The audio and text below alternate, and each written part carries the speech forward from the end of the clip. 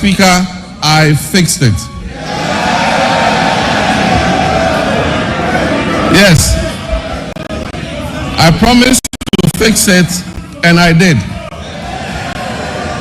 And I wish to place firmly on record that from January 2016 until I handed over the administration of this country on January 7, 2017, there was no power rationing or load management in Ghana. Mr. Speaker, today, inspired by the Almighty God and propelled by the massive mandate given to me by the good people of Ghana, I am moved to make a similar purposeful and bold declaration that I, John Dramani Mahama,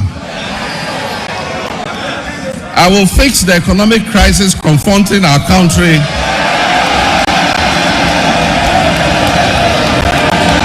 and reset it on a path of growth and prosperity.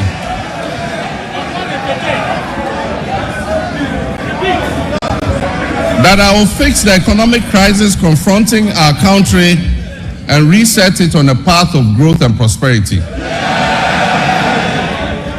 My government, working with you and every Ghanaian, will solve the challenges because we have developed the plan with our people's support. When I decided to run for president again, I did so because of what I knew about the state of our country. I was aware that huge problems awaited me upon assumption of office, but nothing could prepare anyone for the reality of the depths to which our economy and our governance had sunk. Our elders say that a frog's true length can be ascertained only after it has died.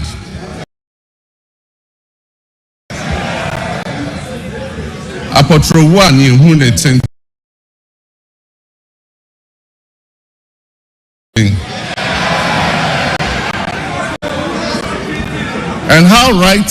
and how right they were. It is common knowledge that our economy is in dire straits, which is putting it mildly, because an initial assessment of the books we have discovered that our economic problems are much deeper than was previously known. We have inherited a country that is broken on many fronts. The profundities of the challenges confronting us are staggering. We are saddled with staggering debts and glaring signs of almost deliberate and, in some cases, reckless mismanagement of our resources. Mr. Speaker, not even the restraints of an IMF program were enough for the previous economic managers to exercise prudence in managing our finances. After setting an inflation target of 18% by the end of 2024, the actual outturn was 23.8%, significantly higher than the threshold agreed with the IMF. The Ghana CD continued its downward slide, losing 19% of its value against the dollar in 2024. It had already in the previous year lost 27.8% of its value. In addition to the public debt, which amounts to a staggering 721 billion cedis, several state-owned enterprises are also in debt, including the ECG, which owes 68 billion Ghana cedis. Ghana Cocoa Board, the hope of cocoa farmers, is also highly indebted. Its balance sheet indicates a total debt of 32.5 billion Ghana cedis, of which 9.7 billion is due to be paid at the end of September 2025. In 2023-2024 crop season, 333,767 metric tons of cocoa, which it had sold at $2,600 per ton. As a result, the then management of Cocoa Board rolled over these contracts into the 2024-2025 season. Honorable members, Mr. Speaker, this implies that for every ton of cocoa delivered this year, in fulfillment of the rollover contracts, Cocoa Board and Ghanaian farmers are going to lose $4,000 in revenue. Mr. Speaker, as I address this honorable house, Cocoa Board has supplied 210,000 tons out of the rolled over contract, resulting in a revenue loss of $840 million for both Cocoa Board and the Ghanaian farmer. Mr. Speaker, Cocoa Board and the Ghanaian farmer will lose another $495 million by the time the board finishes supplying the remaining rolled over contracts. Additionally, cocoa road commitments alone total 21.7 billion cedis, of which only 4.4 billion is included in the total debt of 32.5 billion. This debt has arisen mainly because of the decision in 2019 and 2020 to award road contracts worth over $1 billion because of the election. Mr. Speaker, the energy sector faces significant financial challenges, primarily due to collection and system losses, non-compliance with the cash waterfall mechanism, and legacy debts. The financing shortfall has risen considerably to approximately $2.2 billion, or 34 billion Ghana cedis for 2025.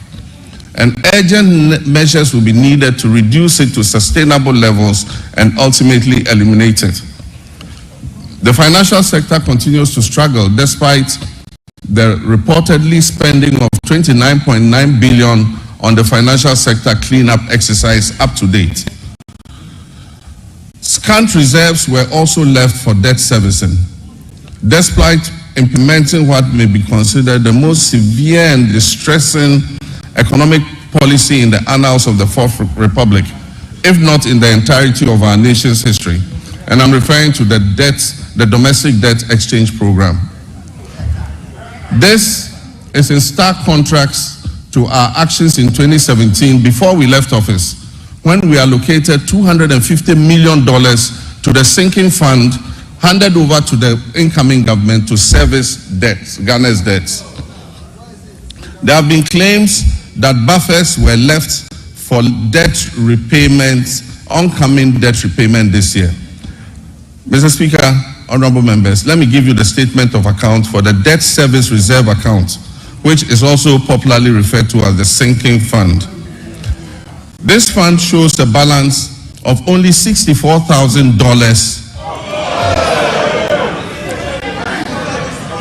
in the dollar account. $64,000 in the dollar account, and 143 million Ghana cedis in the CD account. The repercussions of the accumulation of debt and economic mismanagement will require extensive work and sacrifice to repair. In the next 4 years, to put things in context for you, Mr. Speaker, in the next 4 years, our debt servicing will amount to 280 billion cedis. And this comprises of 150 billion for domestic debt and 130 billion in external debt servicing. Our catastrophic debt position has also severely impacted infrastructural projects that should have been completed. Currently, there are 55 stalled projects due to the default of debt and subsequent restructuring, with a total value of 2.9 cost overrun of about 15 billion cedis. Mr. Speaker, notwithstanding this gloomy background, I remain committed to leading this government and taking every necessary step to reset our economy, getting things back on track, and working with the good people of our country to build the Ghana we want.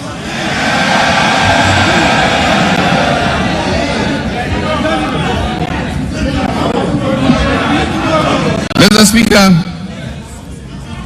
we are doubling our efforts to complete all outstanding structural reforms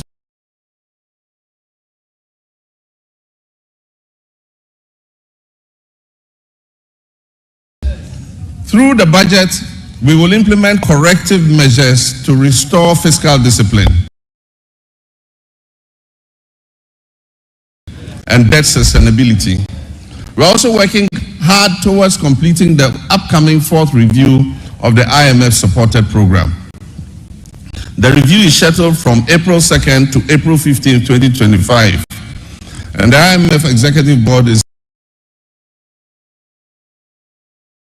expected to approve it in June of this year. As we have done previously, we're also building buffers in the sinking fund and adopting prudent debt management practices to ensure prompt repayment of upcoming domestic and external debt maturities. In this respect, government successfully honored the matured coupon payment of $6.08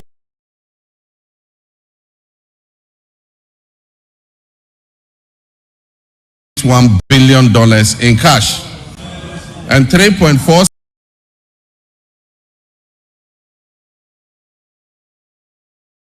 billion in kind, which was due in February 2025 to all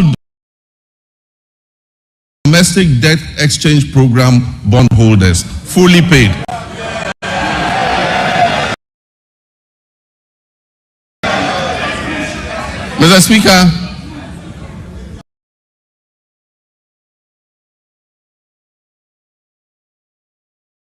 Mr. Speaker, the good news is that we have also built additional buffers in the sinking fund to honor the maturing bonds that are due in July and August. And so bondholders can rest assured that they will be paid to the last pesewa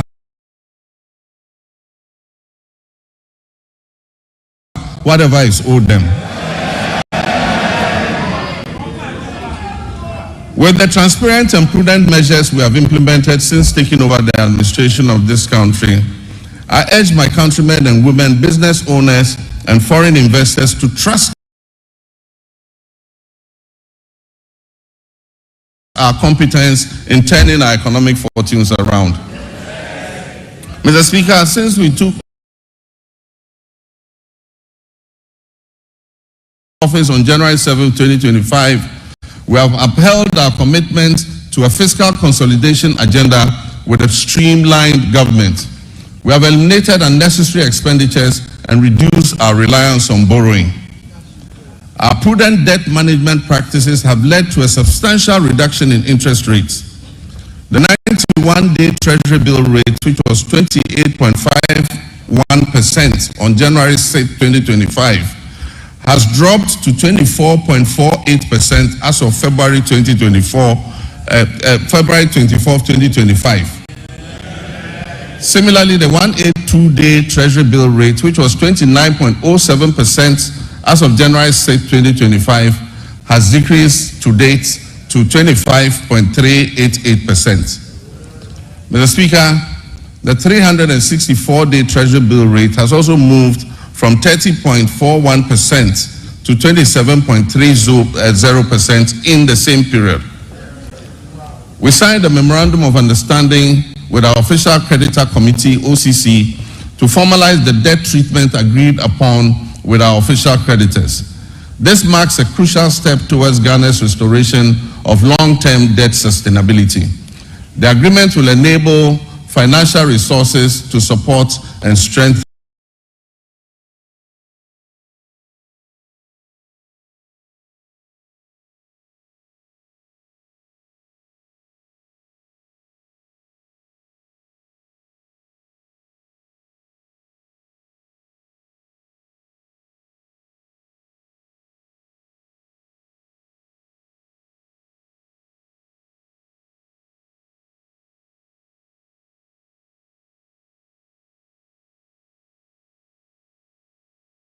the devastating economic crisis confronting us.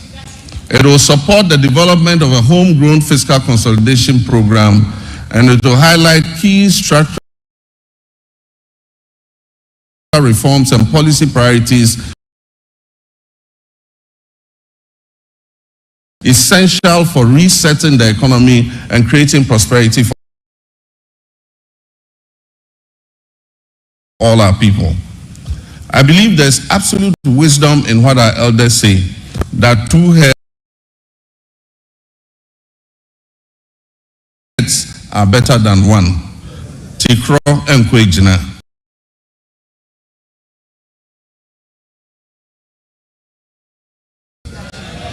Consultation and consensus building have always proven to be better than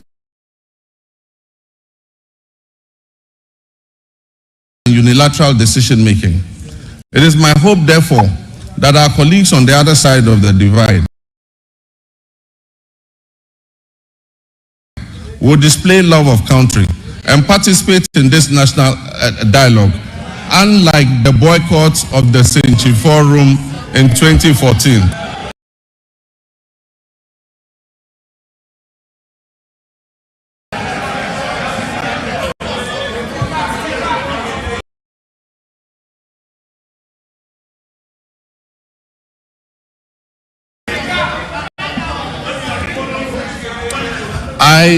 I humbly choose a different path of accommodation and cooperation with all stakeholders. We will continuously engage on important issues so that together as a nation we can reset our country and focus on sustainable development.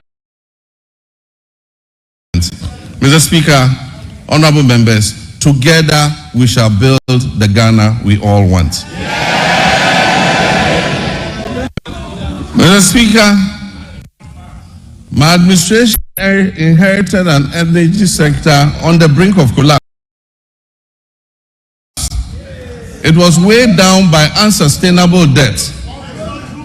This unfortunate situation has led to many independent power producers and fuel suppliers threatening to cease their operations.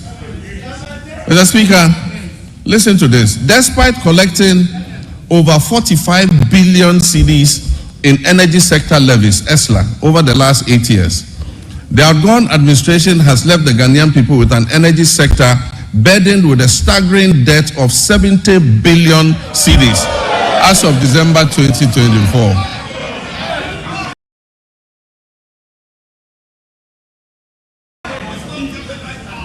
It is of deep concern that several state-owned enterprises in the energy sector are struggling to stay afloat, and unless urgent interventions are made, many of them will go under. Financial distress in the energy sector and affordable electricity to Ghanaians, and it poses an existential threat to our economy in general. Compounding these challenges, critical maintenance activities such as the scheduled pigging of the West African gas pipeline, WAPO, were postponed from 2024 to 2025 without sufficient contingency measures for alternative fuel supply. As a result, my administration has had to swiftly mobilize resources to secure emergency. I've been informed that the pigging exercise will be completed in the first week of March, and once again, additional gas will flow from Nigeria. We're anticipating a marked improvement in the power situation once this begins. While the current state of our energy sector poses grave concerns, we must remain resolute in our commitment to restoring stability. I've directed the Minister for Energy and Revenue Collection accounts, strictly adhering to the cash waterfall mechanism and eliminating all wasteful expenditures by the state utility. Mr. Minister, Mr. President, Mr. Speaker, following my directive, Mr. Speaker, following my directive, the Minister has set up an advisory committee to guide the participation of the private sector in metering and billing in order to improve efficiency in revenue collection and also reduce the high commercial and technical losses that are threatening to drown the state-owned utility company. A pilot portable framework. ECG provides bulk supply of power to Enclave Power Limited. This is an organization in Ghana. Enclave Power provides meters and bills to all companies operating in the free zones enclave, with 99% revenue collection and nearly 100% uptime in power supply. This is being done here in Ghana. We can use it to cover the rest of the nation to ensure that we get revenue compliance and be able to bring down tariffs for our people. Mr. Speaker, I'm still getting used to being president, that's why I said Mr. President. Mr. Speaker, reduction in commercial and technical losses will lead to affordable tariffs for everyone and will bring relief to all users of electric power. We also aim in the medium term to achieve 100% gas utilization for power production and to eliminate completely the use of crude oil and fossil fuels. This will save Ghana hundreds of millions of dollars spent on the importation of fuel oils for power production annually. With regards to renewable energy, this administration will soon operationalize a renewable energy and green transition fund to enhance efficiency and accelerate Ghana's transition to renewable energy. This initiative will drive investments in sustainable energy solutions, including solar street lights, rooftop solar installations, off-grid solar systems, electric vehicle charging stations, and rechargeable outboard motors. These measures will reduce dependence on the national grid and position Ghana as a leader in Africa's green energy transition. Mr. Speaker, Ghana's petroleum sector has witnessed a precipitous decline, with crude oil production sinking by more than 32%. This has resulted from the high opacity levels, a very hostile business climate, and excessive political interference in the sector, culminating in most of the major twin cities of Sekondi and Takoradi. Just under a decade ago, these cities were the bustling epicenter of fabrication, logistics, service activity associated with the upstream oil and gas sector. Unfortunately, my recent visit reveals many shut down facilities and many businesses have packed and left the shores of our country. Hundreds of workers have been laid off and left unemployed. I wish to assure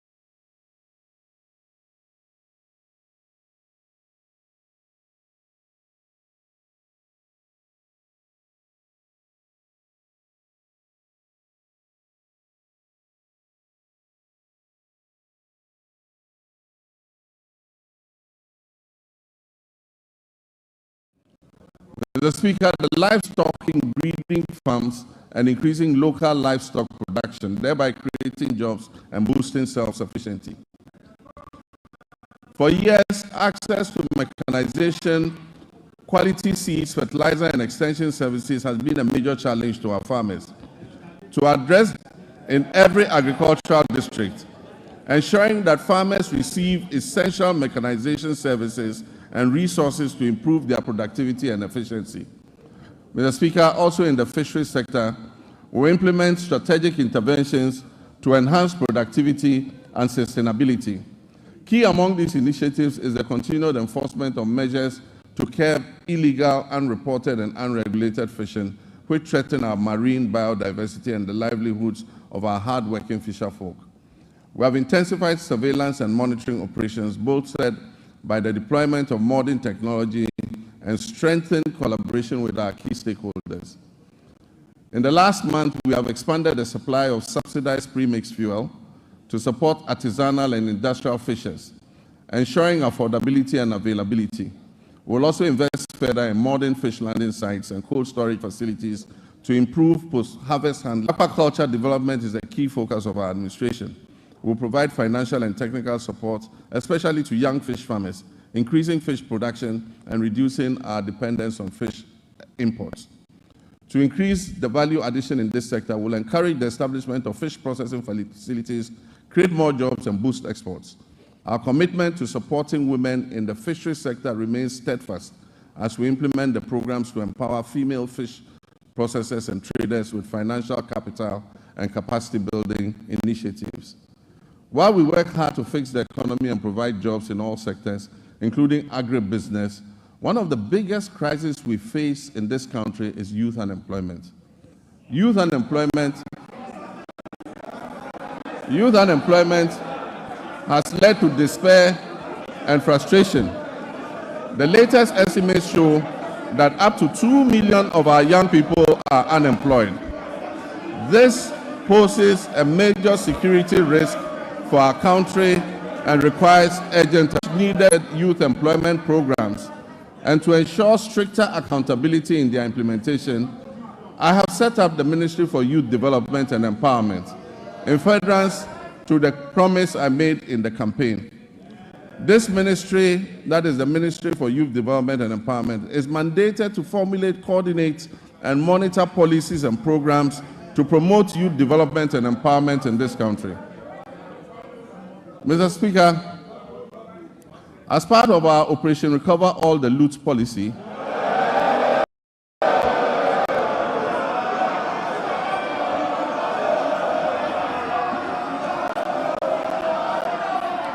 Mr. Speaker, as part of our Operation Recover All the Loot policy, ORA, I've already tasked our investigative body to bring the culprits of the National Service Ghost Name scandal to justice. Such brazen theft of public funds must not go unpunished. It is estimated that the criminal addition of some more than 80,000 ghost names could have yielded the suspects over 50 million Ghana cedis every month.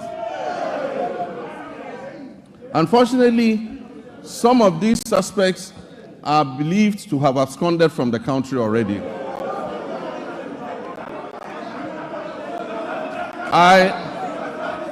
I have directed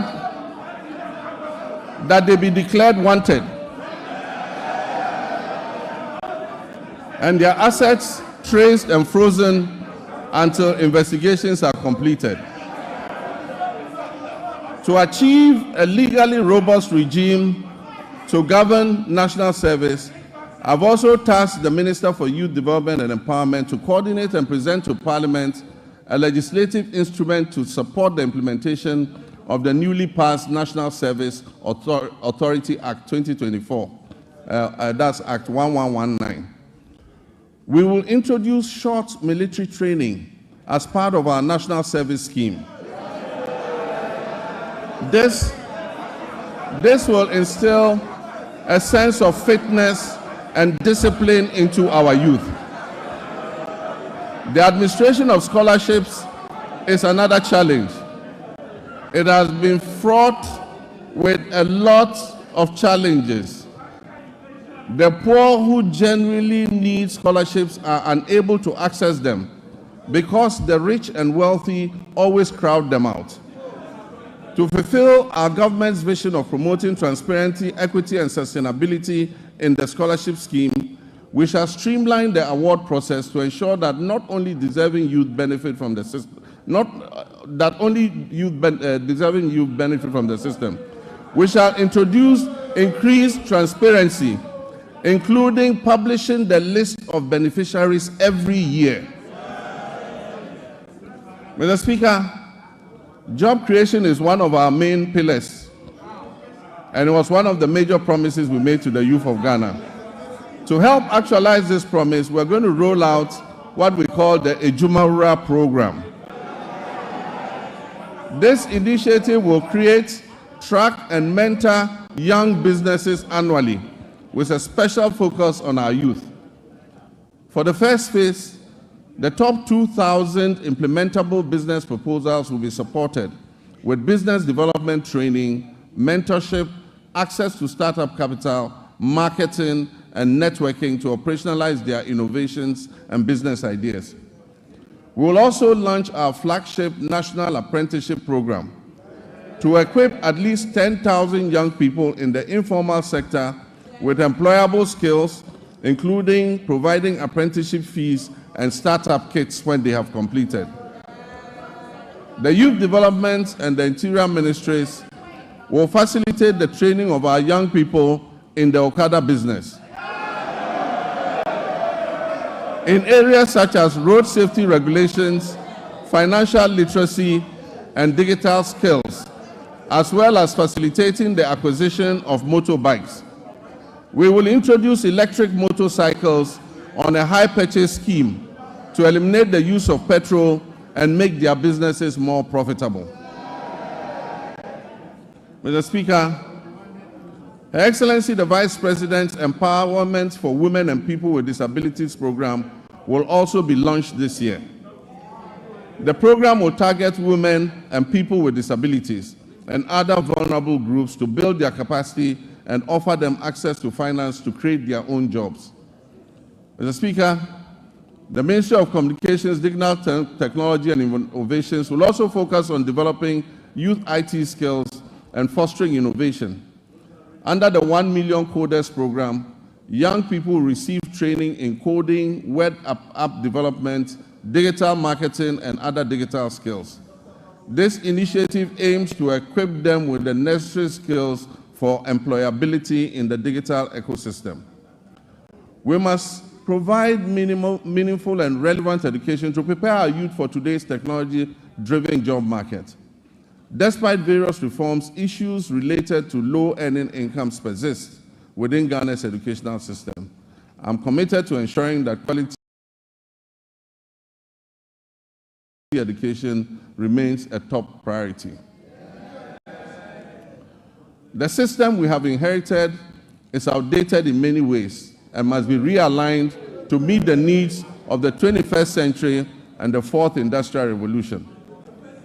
Recognizing the urgent need for national dialogue on education and in the spirit of inclusive governance, I launched the National Education Consultative Forum on February 18th in Ho. I look forward to the recommendations which we will incorporate into our sectoral policy reforms. Mr. Speaker, even though Article 38 of the Constitution guarantees equitable access to education across Ghana, 30 years after the Free Compulsory Universal Basic Education FQ program was implemented, its full objectives remain unmet in the scope of basic. Additionally, ICT training will be integrated into early childhood education at the basic level. Over the next 3 years, it will be expanded to cover at least 300 classrooms, 30 centers of excellence, 1,000 teachers and district teacher support teams, focusing on the teaching of mathematics and literacy. This year, the Ministry of Education will fully implement a new curriculum for senior high technical schools and STEM schools, introduce a standardized national sign language for hearing impaired learners from kindergarten to SHS, and review the kindergarten and primary school curriculums. To increase access to quality education, we will scale up our social intervention programs like the capitation grants, the feeding grants for special schools, and the government's BECE registration initiative.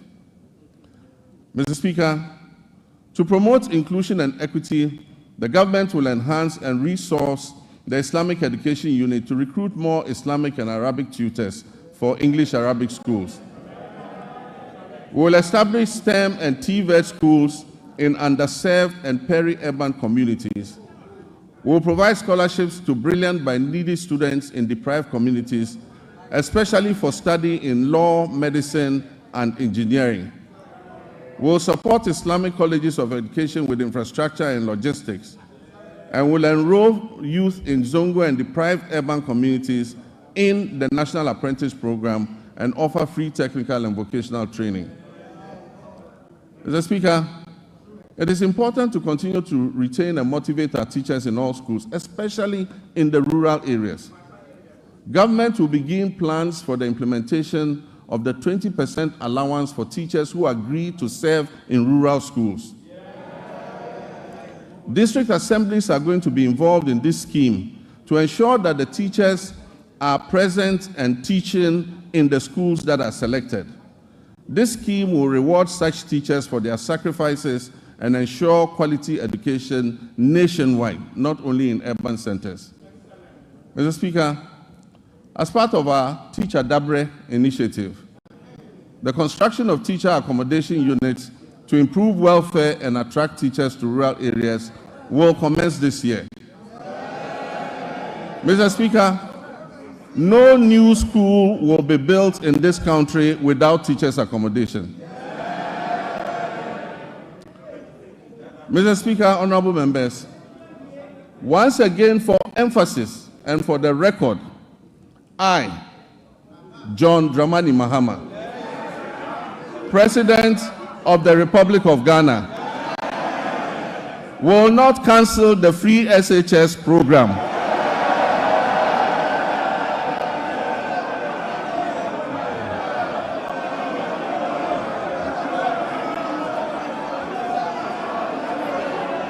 I will not cancel the free SHS program. I am determined to make it better by improving its implementation. And also, for the record, students who have benefited from the free SHS since its inception are about 3.4 million. The figure of 5.1 million beneficiaries as put out by the previous administration was an exaggerated and false narrative calculated to achieve political credit. Mr. Speaker, while the free SHS program has improved access, the implementation of the program leaves much to be desired. The outcomes of the ongoing National Education Forum will guide our reform efforts in this sector. Mr. Speaker, in line with our promise, the Minister for Education has announced the restoration of Parent-Teacher Associations, PTAs, in the running of schools. It is important for parents and communities to participate in the administration of their schools. The Ministry of Education and GAS will, however, ensure that PTAs do not impose unbearable financial burden on parents and students who cannot afford them. Mr. Speaker, the double track system remains a challenge, and we are committed to eliminating it by accelerating school infrastructure expansion and completing stalled educational projects. To fund this, the Education and Finance Ministries are working to uncap the GET Fund so that we can accelerate projects in secondary schools.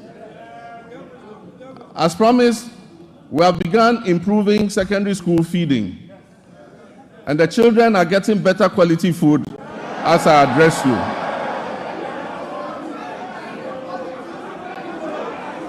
Mr. Speaker,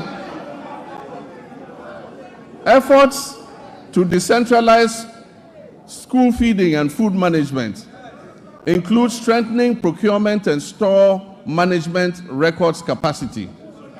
Once completed, food procurement and management will be fully handed over to the secondary schools to do their own food procurement.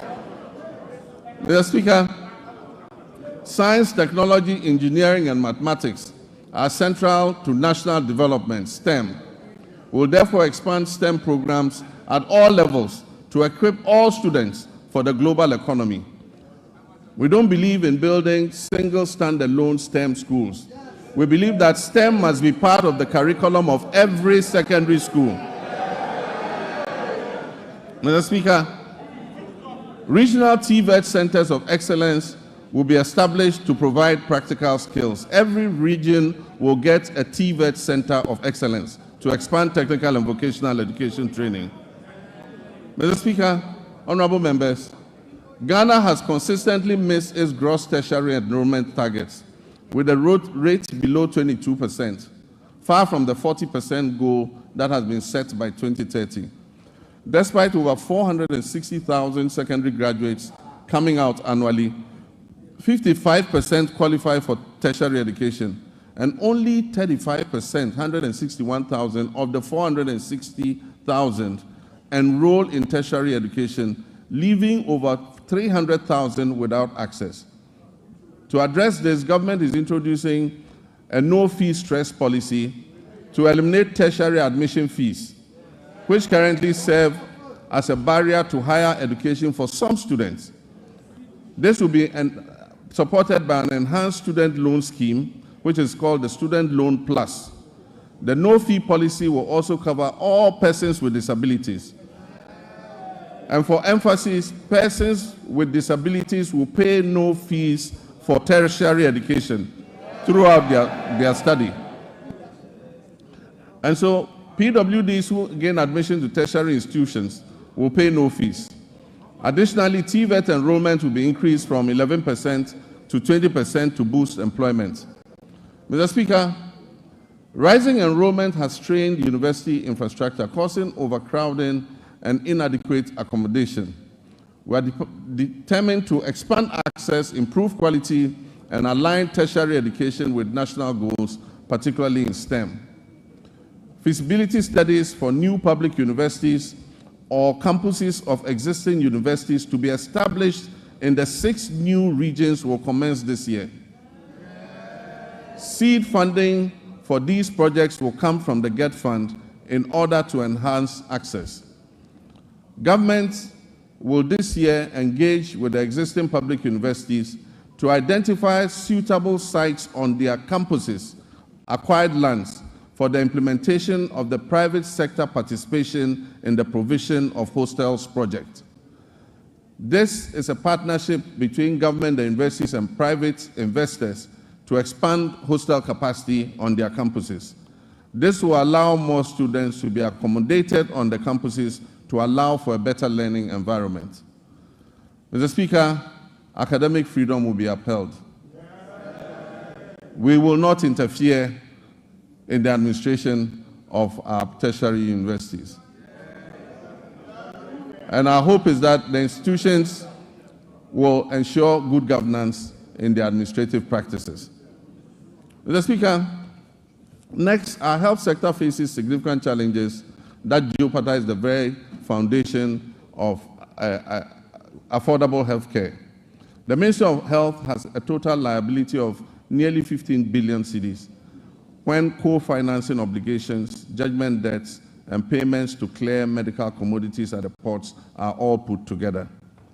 The last major hospital equipment replacement program was undertaken in 2014 when I was president. Since then, most hospital equipment in the Ghana Health Service facilities have deteriorated or broken down. Mr. Speaker,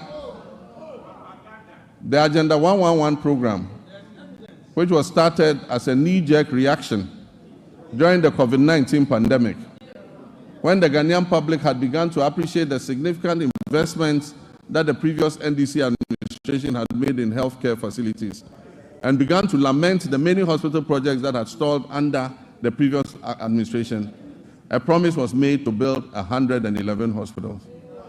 Mr. Speaker, I'm sad to note that there is no dedicated funding source for such a gargantuan project. There is no dedicated funding source for this gargantuan project. Mr. Speaker, for the record, as I speak, not a single Agenda 111 hospital is operational. In any part of Ghana, I challenge you, not one is operational. Mr. Speaker, and it is worth disclosing, that $400 million US has already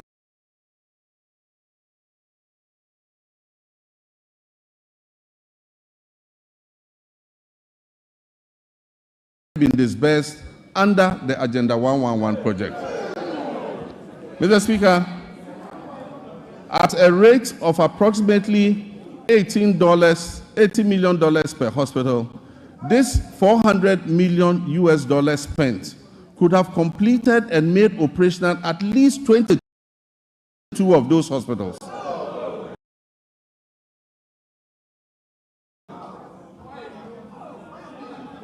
Mr. Speaker,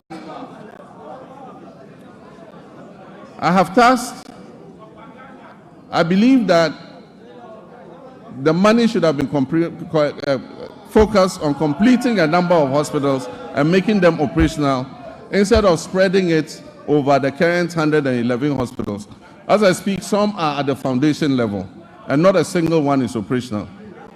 I have directed the Minister to present us with a plan on the way forward for this program.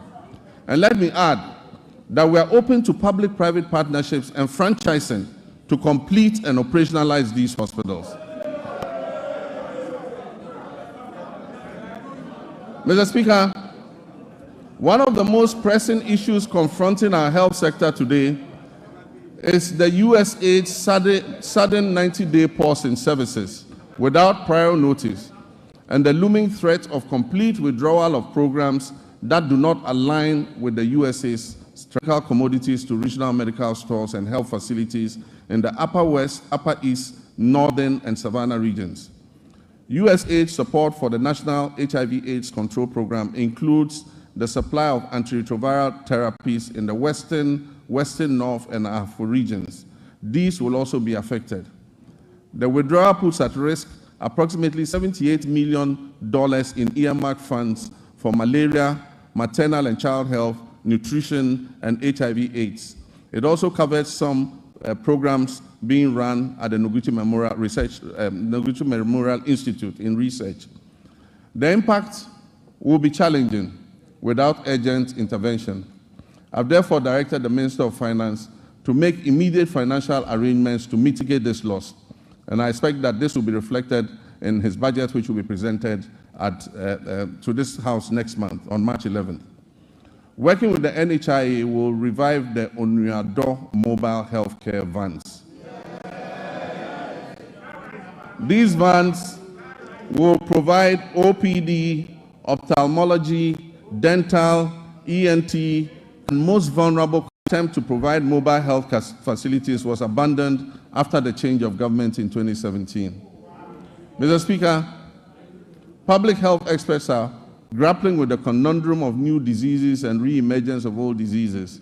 The unpredictable nature of disease outbreak suggests we must make our health systems more resilient to shocks.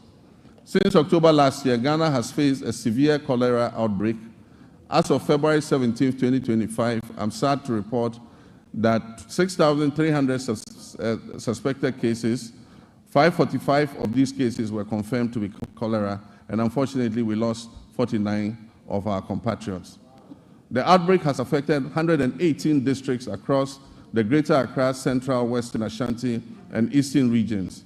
To control the situation, we have launched an aggressive vaccination and public education campaign, among other interventions.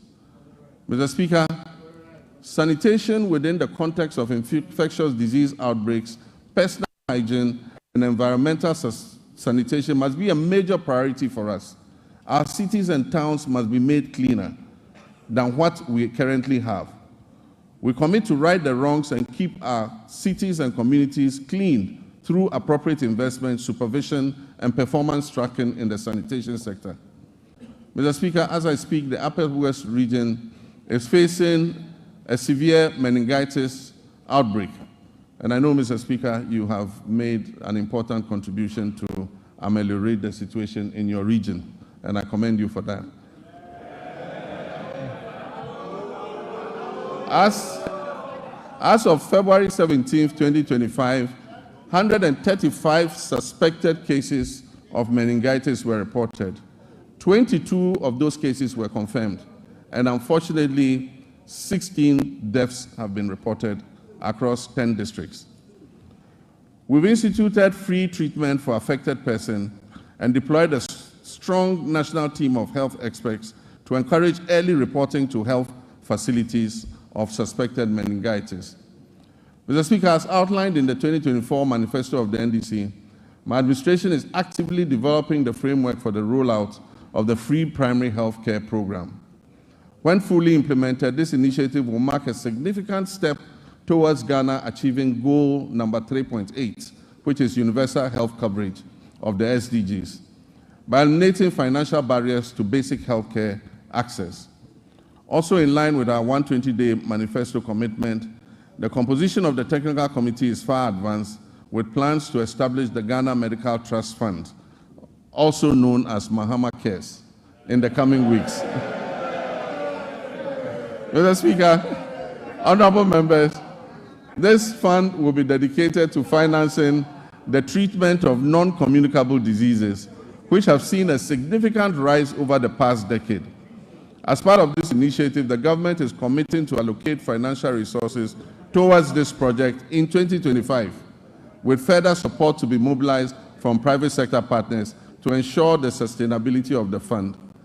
Once operational, the Ghana Medical Trust Fund, otherwise known as Mahama Cares, will directly address the financial burden of patients who require dialysis treatment, cancer care, and other critical non-communicable disease-related interventions. Together, the free primary health care, which will focus on early detection and prevention and treatment, and the Ghana Medical Trust Fund program, which will focus on relieving the financial burden of treating non-communicable diseases, will help to revolutionize Ghana's healthcare system by improving healthcare accessibility and outcomes and enhancing productivity and well-being across the country. Mr. Speaker, Ghana will become the pharmaceutical manufacturing hub of West Africa. And my previous record in government speaks for itself. When I injected funds into Ghanaian-owned pharmaceutical companies to expand their production capacities.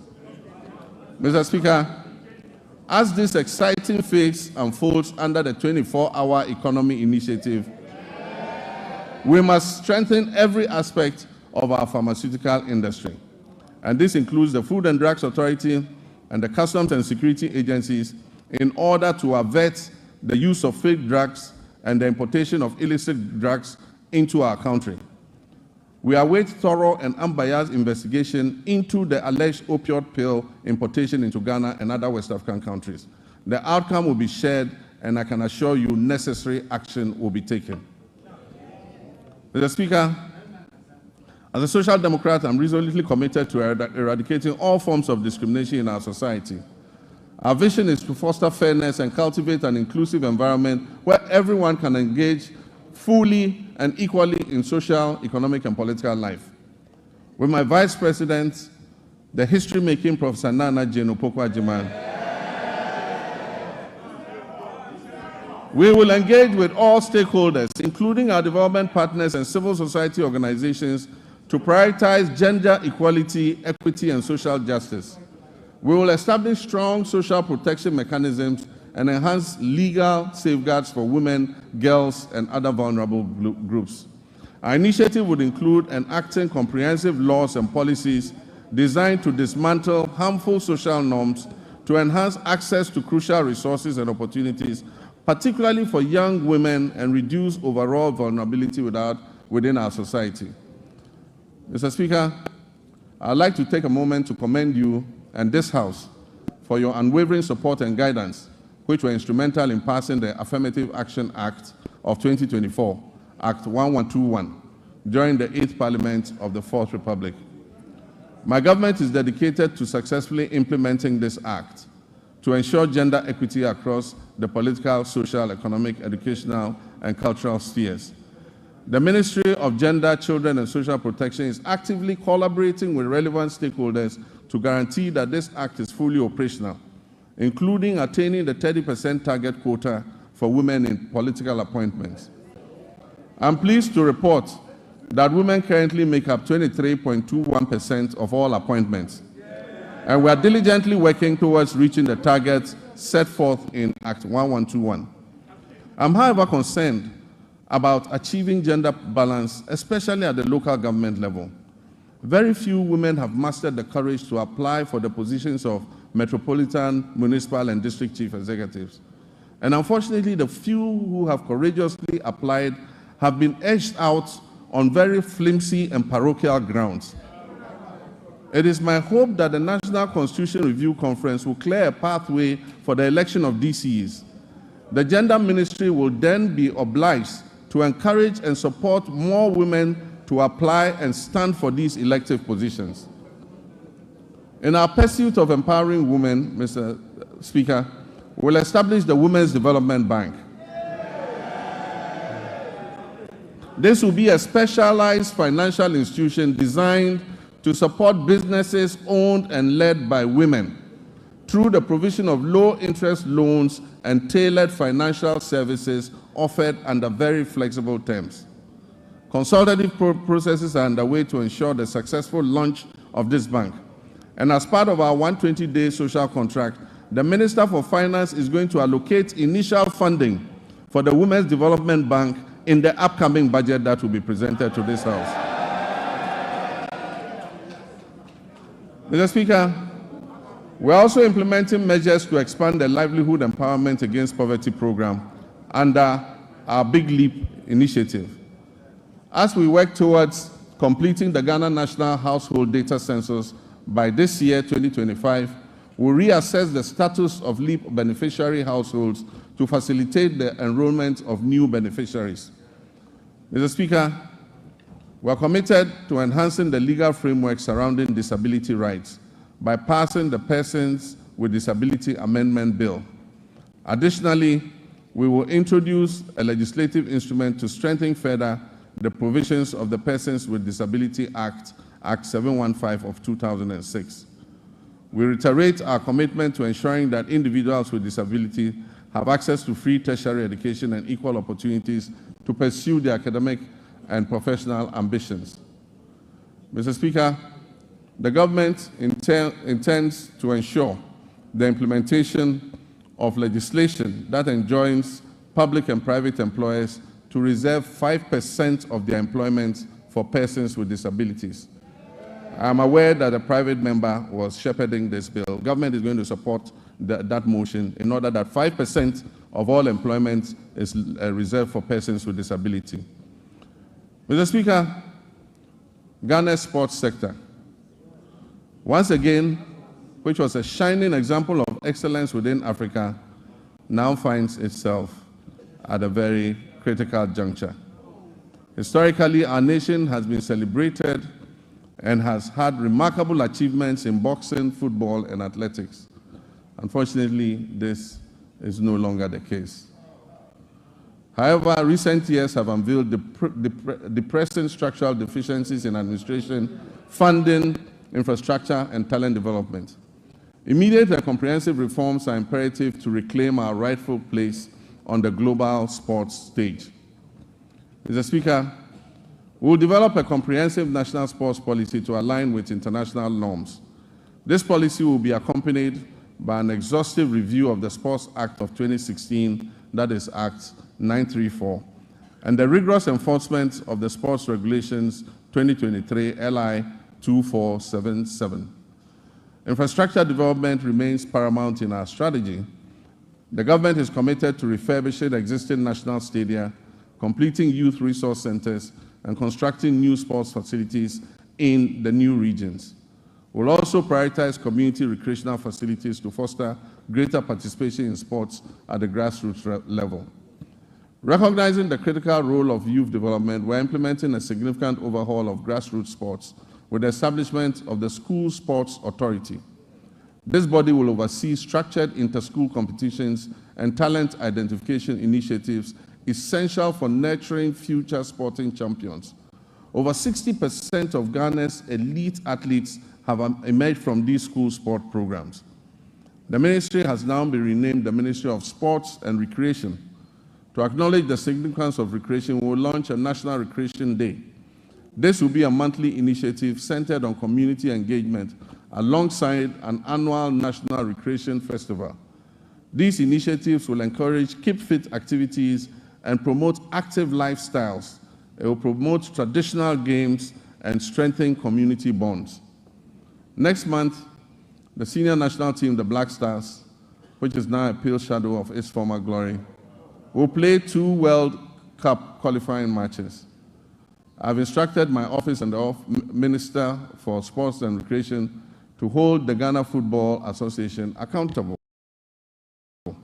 to the people of Ghana as we prepare for these games, especially regarding the budget of the FA.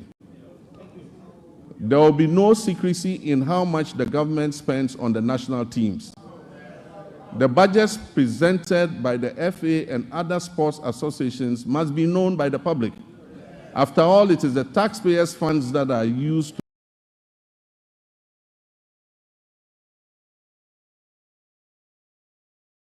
to fund these activities. The reduction in government expenditure and waste reduction applies to all sectors of the economy, including the Ministry of Sports and Recreation. Mr. Speaker, tourism, culture, and creative arts remain vital cornerstones of our national development strategy, playing a significant role in job creation, cultural exchange, and economic growth. In recent years, the ministry has launched transformative initiatives to position Ghana as a premier global destination, and this is positive. These positive initiatives aim to harness the country's rich cultural heritage, natural beauty, and our dynamic creative sector. Our flagship initiative, the Black Star Experience, aims to establish Ghana as the gateway to Africa for the global diaspora, featuring thoughtfully curated cultural, historic, and creative arts experiences in collaboration with the private sector, diplomatic missions, ministries, departments, and agencies. Our aim is to position the Black Star Experience as a uniquely Ghanaian tourism brand. The Pan-African Month will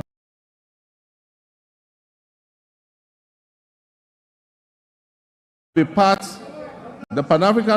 a part of the Black Star Experience. It will include street carnivals,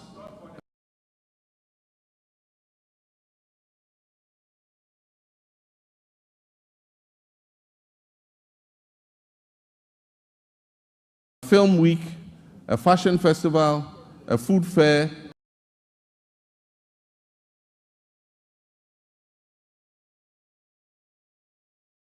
theatrical and drama performances, concert party competitions, and monthly domestic tourism destinations. We will strategically promote meetings, incentives, conferences, and exhibition tourism to diversify our tourism offerings. Ghana's peaceful and democratic environment positions us as an attractive hub for international summits, business conventions, and high-profile gatherings. We must capitalize on this unique advantage to maximize our benefits and strengthen our reputation as the country that is closest to the center of the world. We're also committed to revitalizing the Accra Marine Drive project, a significant urban redevelopment initiative which was designed to transform approximately 241 acres of Accra's coastline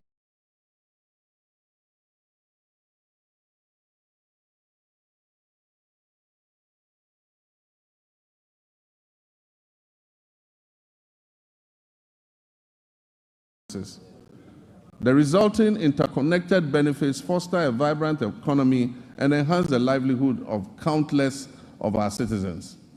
Mr. Speaker, while the previous government has made lofty claims about achieving unprecedented milestones in the road sector, available evidence does not support its assertion that it constructed over 13,000 kilometers of new roads. Instead, it has perpetuated a narrative that presents road maintenance and rehabilitation efforts as new construction projects, misleading the public about what has been achieved. The proportion of poor roads has increased, especially in urban centers, where the number of roads in disrepair surged from 46% in 2015 to almost 60% by 2021. Therefore, Mr. Speaker, our road sector is in crisis, mainly due to years of mismanagement.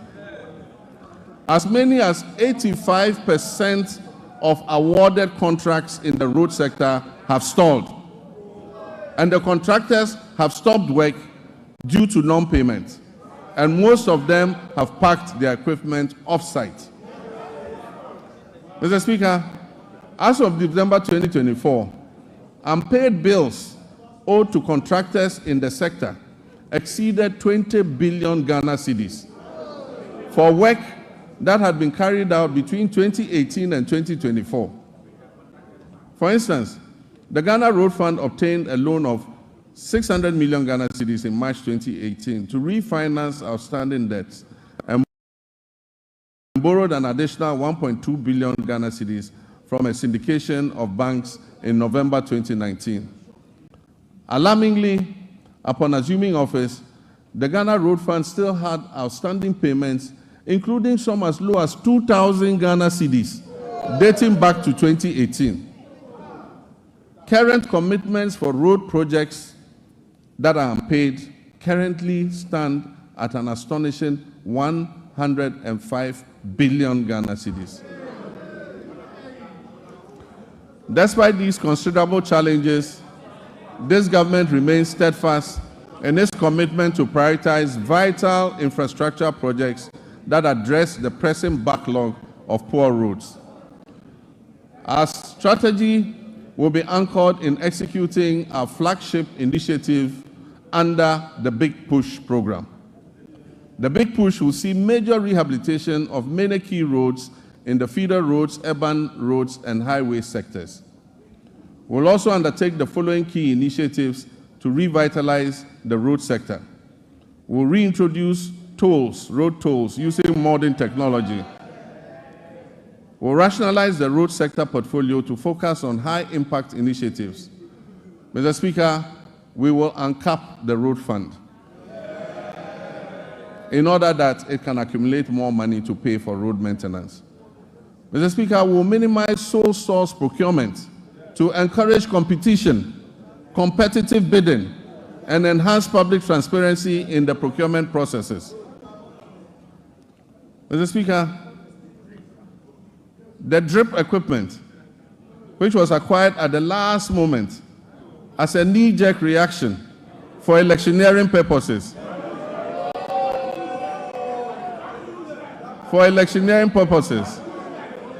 will be reorganized into regional mobile maintenance units to provide emergency road works in the regions. Mr. Speaker, I've realigned the Ministry of Transport to oversee 4 modes of transportation: aviation, maritime, inland water transport, road transport, and railways. The government will commission a feasibility study to develop coastal water transport services. This initiative aims to promote alternative modes of transport and ensure their integration into our existing systems under the National Transport Policy. It also aims to enhance tourism, reduce road traffic, and mitigate environmental pollution.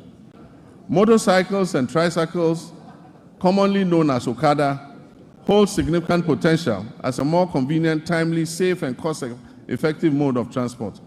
Currently, the Road Traffic Regulation of 2012, LI 2180, prohibits licensing motorcycles and tricycles for fare-paying passengers.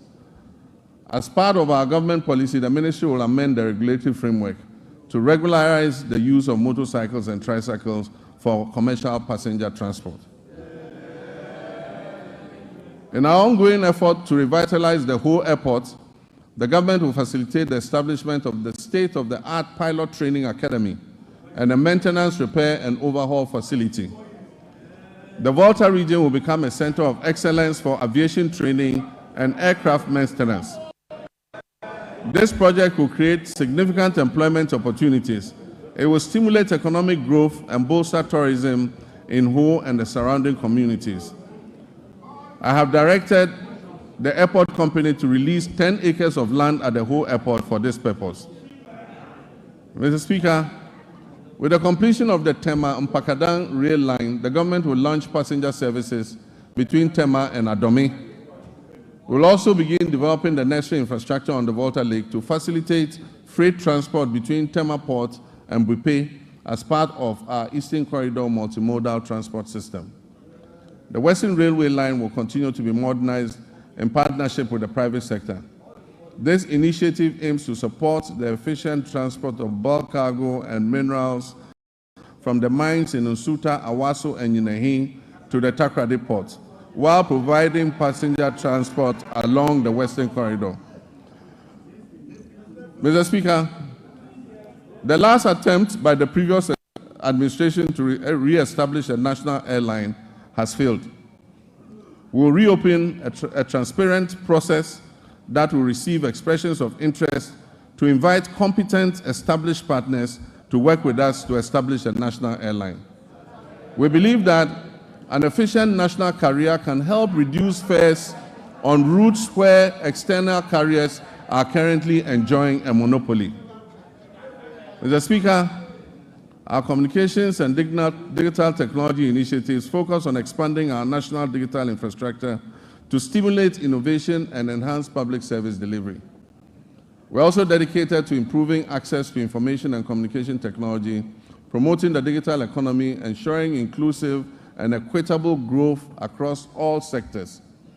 Nevertheless, the sector faces several significant challenges that hinder our progress, and these include insufficient infrastructure for delivering weather and climate services across all time zones, fragmented and uncoordinated databases, outdated legislation and policies that do not keep pace with a rapidly evolving sector, a lack of adequate technology to effectively detect, prevent, and respond to cybersecurity threats, and a daunting debt burden of almost 2 billion cedis.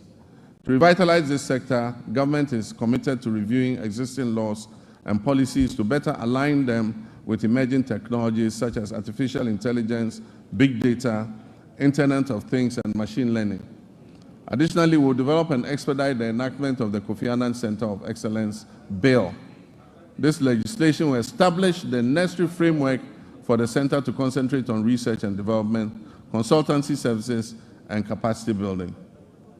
Mr. Speaker, access to safe and reliable water and affordable housing significantly enhances the well-being and quality of life of our people. These elements are integral to our reset agenda and fundamental to our vision to build the Ghana that we all want. However, the water sector in Ghana faces considerable challenges, including illegal mining activities that contaminate fresh water sources, rendering them unsafe for drinking and agriculture. This situation highlights the critical need for a decisive and ongoing effort to combat illegal mining, to save our environment and our public health. Government will prioritize completing new and ongoing water projects to improve access to safe drinking water. This commitment should be good news for the people in the Keta, Adaklu, Wenchi, Sekendi Takrade, Asankragwa, Sehwiyoso, Dodoaso, Kweman, Damfa, Goso, Dwabeng, Aveime, and Edubamso. We'll also tackle critical water projects in Damango, Tamale, Yendi, Sunyani, Techiman, and Takwa to ensure broader access to potable water nationwide. Mr. Speaker, Ghana has a coastline that stretches approximately 550 kilometers. 2/3 of this coastline is threatened by tidal wave erosion, which impacts nearly 30% of Ghana's population. Rising sea levels have exacerbated vulnerabilities in coastal areas, leading to flooding, habitat loss, and community displacement. Consequently, coastal protection has emerged as a critical national priority. And so for the communities that are threatened by flood currently, we're going to prioritize building sea defense to be able to protect you. Flooding has become an all too frequent occurrence in many urban centers across the county, resulting in tragic loss of life, livelihood, and property. This scenario underscores the urgent need for sustainable solutions to address these pressing challenges. Many of our drainage systems are inadequate. They are worsened by careless waterway construction and obstruction, and the relentless encroachment on wetlands and floodplains. To tackle these issues, we have to explore alternative sources of funding to support essential drainage works, desilting, flood control, and coastal protection. Mr. Speaker, the quality of life of any nation relies significantly on a well-regulated and efficient housing market that guarantees access to decent homes. Our housing deficit is estimated at over 1.2 million units, and this has been the situation for many decades. High costs associated with land acquisition, construction material, and access to financing have made home ownership unattainable for many, primarily affecting vulnerable populations and contributing to the rise of slums. This government is steadfast in its commitment to complete all ongoing housing initiatives, beginning with the Saglemi Affordable Housing Project. We'll also implement a low-cost social housing project supported by a district housing scheme. This project aims to remove the financial barriers to home ownership. Workers in the formal sector, public or private, who have about 15 to 20 years before retirement, can purchase and own a house in cedis and have the cost deducted monthly from their salaries until the house is fully paid up.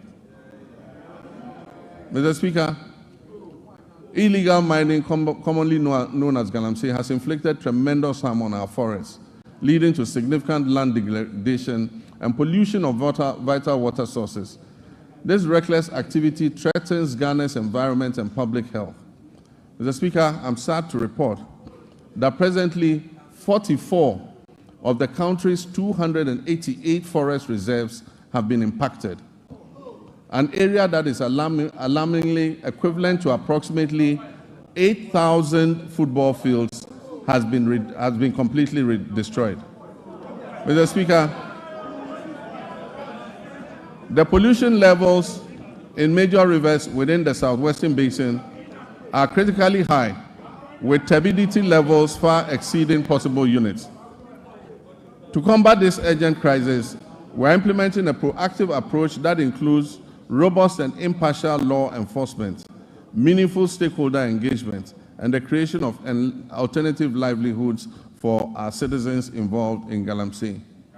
We're expanding the Minerals Commission regional offices to strengthen their regulatory oversight. We will establish a framework that categorizes mining activities into small, medium, and large scale, each with its tailored regulations. Mr. Speaker, we will establish a gold board, and we're in the process of doing it. Legislation will come to this House shortly. This gold board will ensure effective governance of the gold industry. At the same time, we wish to take advantage of Ghana's salt production capacity to place it as a central export commodity under the African Continental Free Trade Area. We will also seize opportunities presented by the global shift towards net zero emissions to craft policies related to critical minerals such as lithium. The anticipated development of the integrated aluminium and iron industry will significantly increase the value of Ghana's natural resources. In our commitment to restoring degraded forests, we will launch the Tree for Life restoration policy and the Blue Water Initiative, which will transform mined-out areas into ecological recovery zones. This ambitious afforestation program aims to establish more than 50,000 hectares of new plantations and undertake 5,000 hectares of enrichment planting annually. We'll also implement public sensitization campaigns to foster sustainable forest management practices and uphold the Wildlife Resource Management Act. We're going to involve school children and the general public in tree planting and tree growing.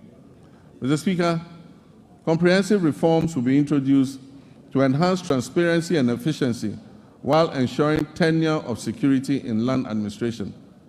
Climate change remains a pressing concern for Ghana and the global community. To meet our climate mitigation targets, Ghana has allocated 24 million metric tons of its carbon budget, totaling 64 million metric tons of carbon for authorization under Article 6 of the Paris Agreement.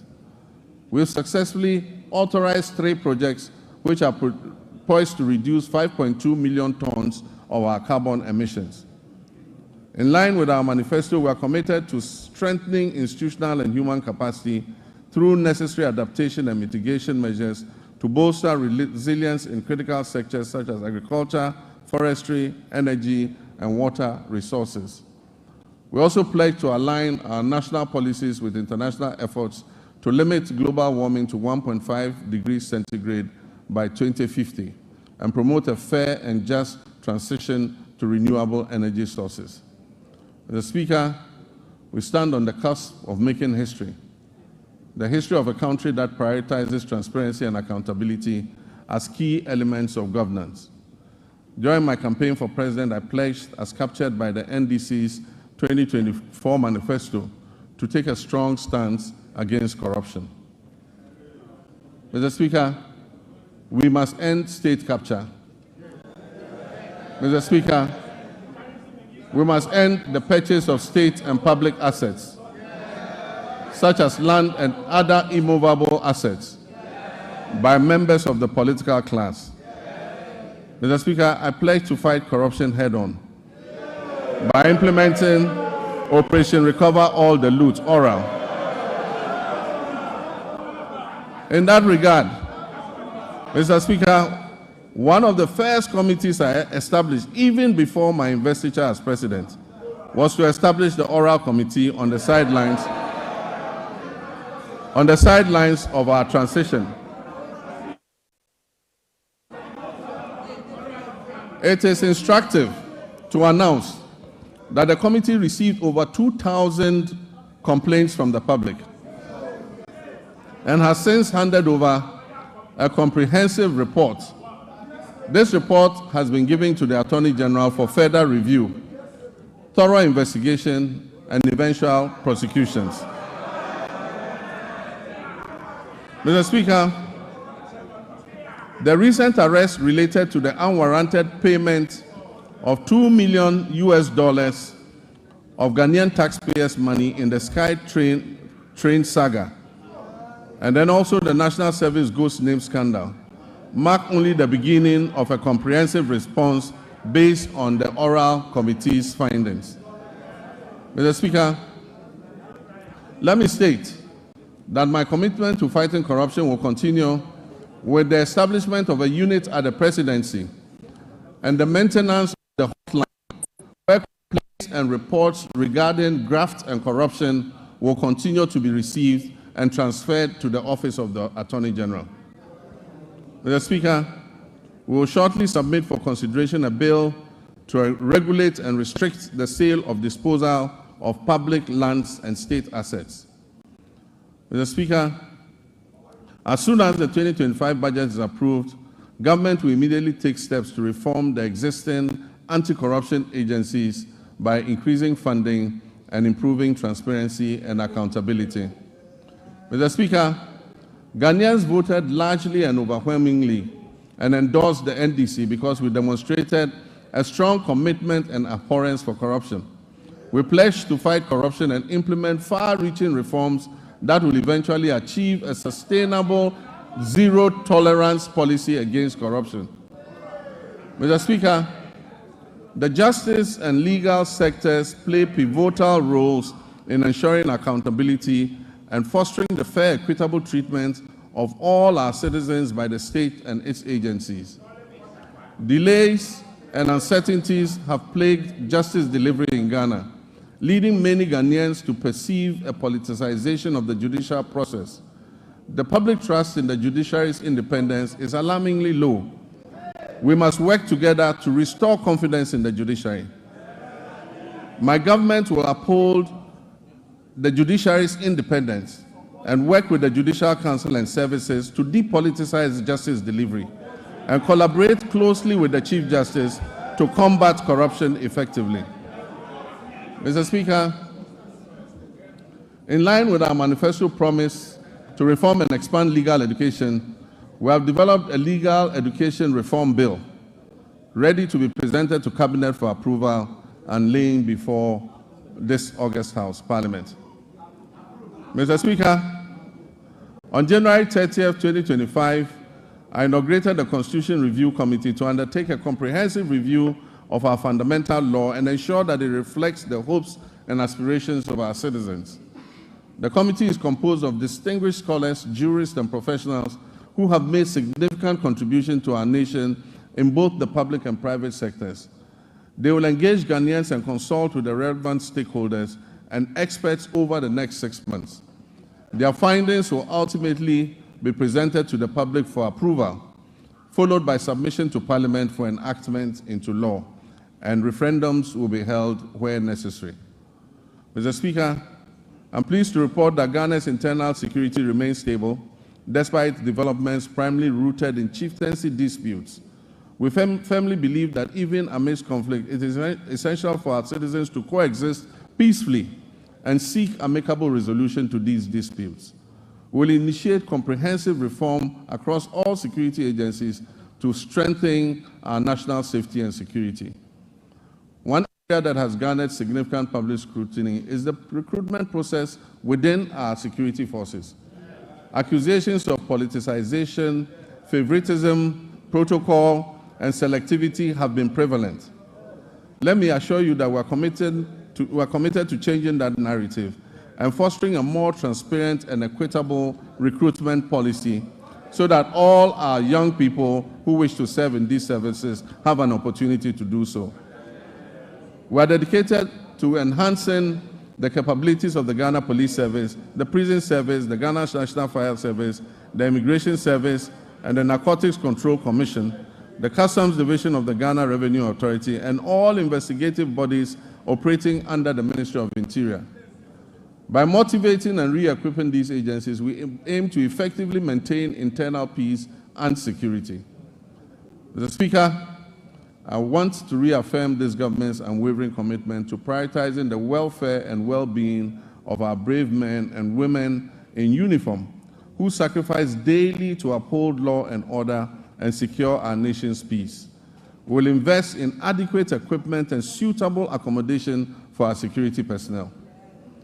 As Commander-in-Chief of the Armed Forces, I want to emphasize our determination to strengthen our democracies. This is particularly true given the troubled proliferation of military-grade weapons that have fallen into unauthorized hands. These weapons pose a significant threat to our national security and our constitutional democracy.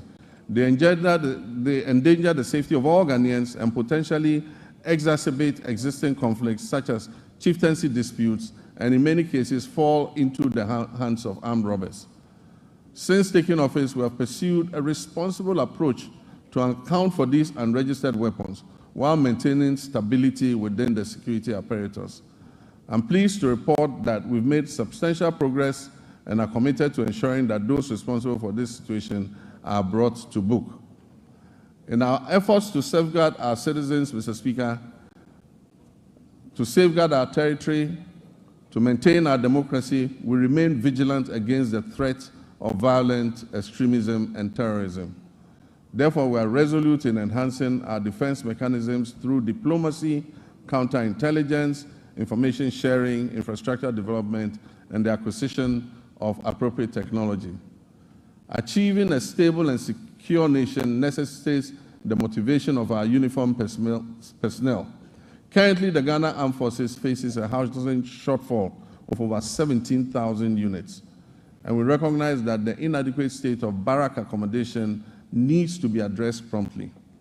In addition to housing, we'll prioritize improvements to rations and fuel supplies for our security forces. Quality healthcare is another critical aspect of motivating our armed forces.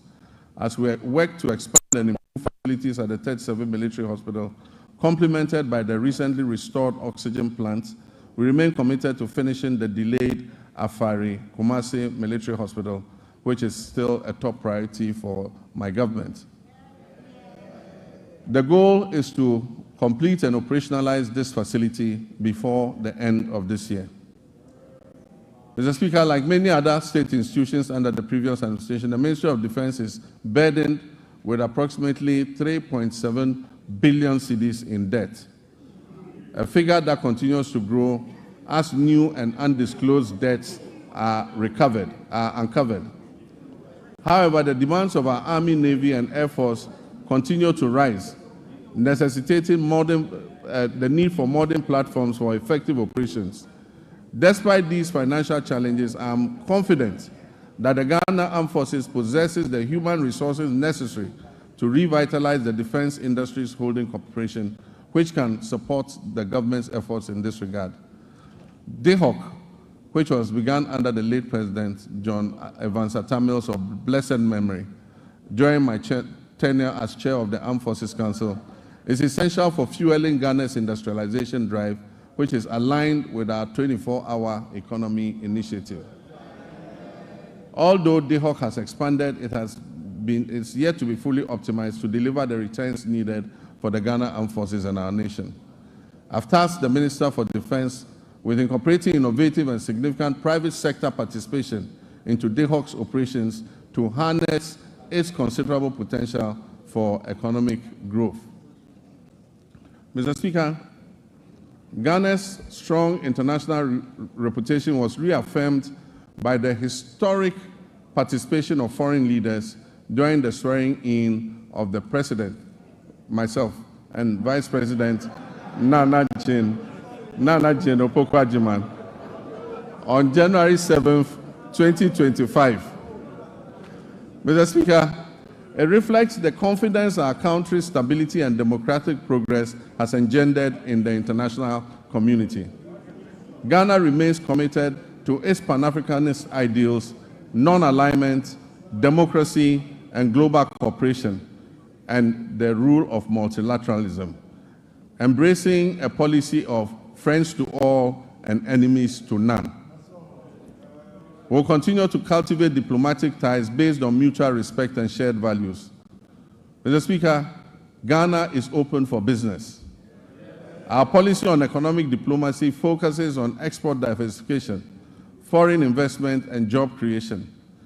A new blueprint and delivery unit at the Ministry of Foreign Affairs with clear performance indicators will be launched soon to ensure foreign engagements yield tangible benefits for our people. Because of emerging security threats, especially on our borders, Ghana is committed to security initiatives, particularly in the Sahel region. We'll maintain a continuous engagement with our Sahelian neighbors and continue to work with them to resolve the difficult situation that they are confronted with.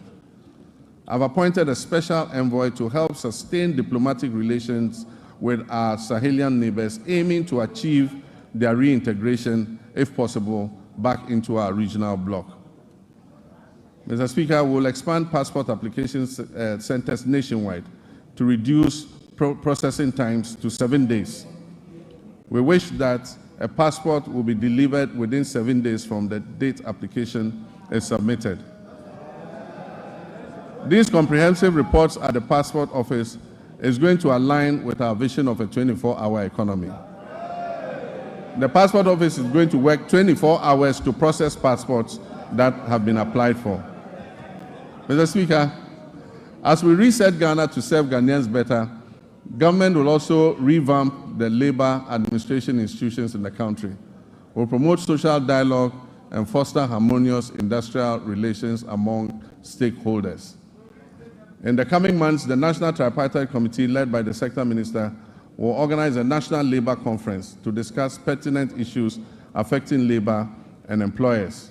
The recommendations are expected to influence and shape government's policies and programs in this sector.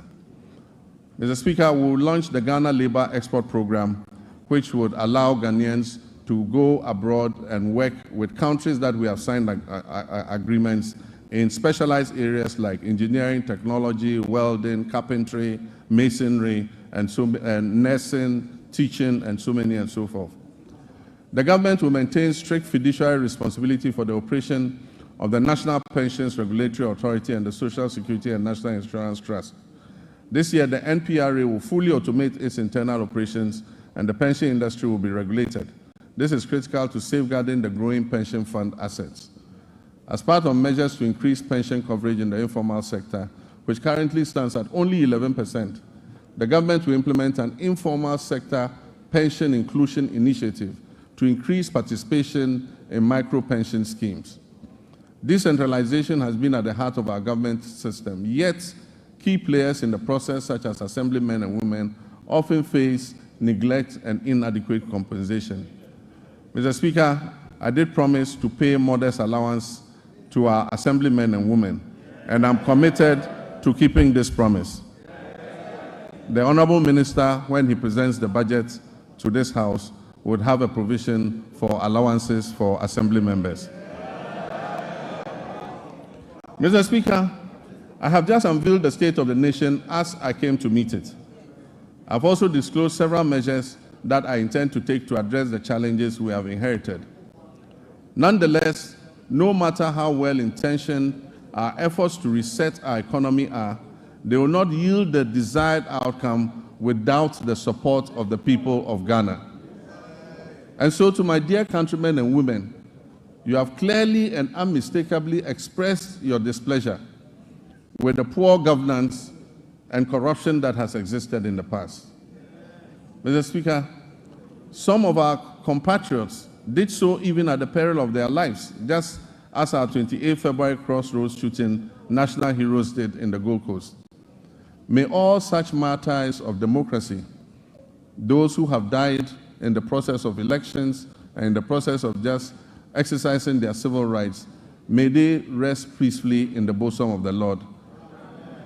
Mr. Speaker, we will, as I promised, investigate these deaths and we will provide appropriate compensation to the families of those who have died during the elections. My brothers and sisters, you gave me a compelling mandate that leaves no one in doubt about your expectations of me and my government. You embraced the vision to generate new and well-paying jobs through the 24-hour economy initiative. The arrogance of power that you so much abhor will be a thing of the past. I will enforce and demand the highest standards of performance from those I have chosen to work with me to improve the circumstances of our country. I'll publish a code of conduct that they will be strictly made to abide by. Mr. Speaker, it would be remiss of me if I didn't admit that the entire economic value chain is currently in the internal ICU, As I recall mentioning a few intensive care units, as I recall mentioning a few years ago when we were still in opposition, the economy is even worse than we had envisaged. But this gives us ample opportunity to be innovative in our efforts to resuscitate it. And so what are the key takeaways from me for the people of Ghana? 1, that we shall fight corruption effectively. 2, that we shall run a lean government of no more than 60 ministers. 3, that we shall realign the ministries, agencies, and departments to eliminate duplication. 4, that will introduce austerity, reduce wasteful expenditure and spending, and improving tax collection. 5, that we shall widen Ghana's tax nets, reform tax waivers, especially on investments, and return to our homegrown solutions. 6, that we will grow what we eat and reduce imports of food and goods that can easily be produced here in Ghana. Your voice and contributions will prove invaluable on this journey of national reset, and I encourage you to make your voices heard. I commit to the judicious use of your resources, eschewing waste and ostentation. We will always endeavor to make the most of the little we have, so that together we can guarantee a brighter future for our children and our children's children. Though the state of our nation now may appear bleak and the task of addressing it may seem daunting, nothing should stop us from achieving our goals once we set our minds to it. In one collective push, we can resolve to make this great nation bequeathed to us by our forebears and see it come to fruition. Mr. Speaker, Ghana's economic challenges are not insurmountable. They present the government and everyone else the opportunity to innovate, to reflect, review, and reset, which is the theme for the commemoration of our scaled-down 68th independence anniversary. Mr. Speaker, it is said that there is strength in unity. Ghana's greatest strength lies in its people, its young and energetic youth. If we stand united, we can be more resilient and build together the power of collective action to overcome economic and social challenges. Every Ghanaian, regardless of political affiliation, background, or status, has a responsibility to play a key role in nation building and work towards a complete reset of our country. Mr. Speaker, let me assure you that we are leaving no one behind as we reset to rebuild the Ghana we want. We will rebuild a Ghana that works for all of us and not just a few. We shall live the dreams of our forebears in our lifetime. And so, my countrymen and women, where despair once existed, let hope radiate. And where the sun appeared to set on our bright prospects as a nation, let a new dawn of enthusiasm and renewal supplant it, so that when I come and stand here next year to present a message of the state of our nation, it will be one brimming with excitement and happiness. Mr. Speaker, I thank you very much for this opportunity. I thank honorable members for your kind attention. May God bless our homeland, Ghana. Thank you.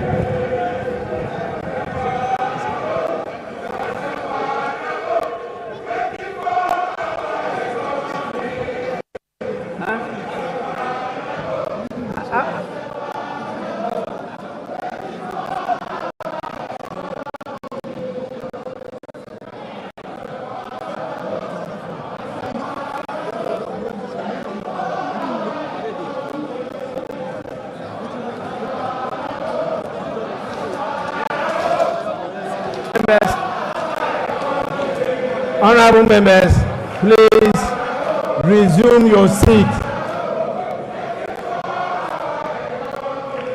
Honorable members,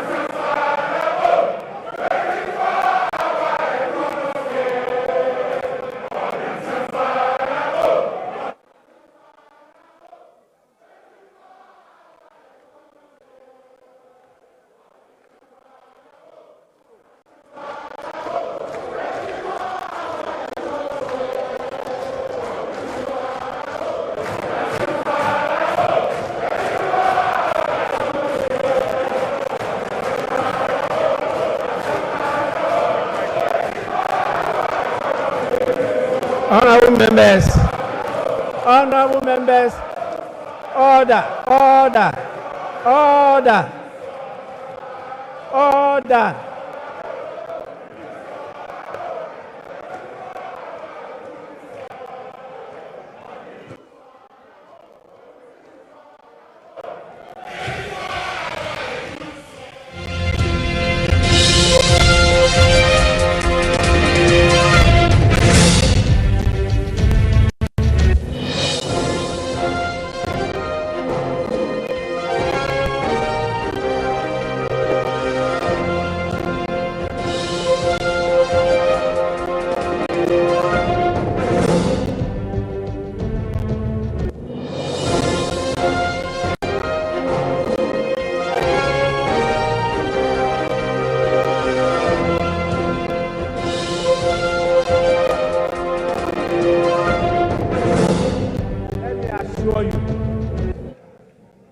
I have the full support of parents to discipline the students.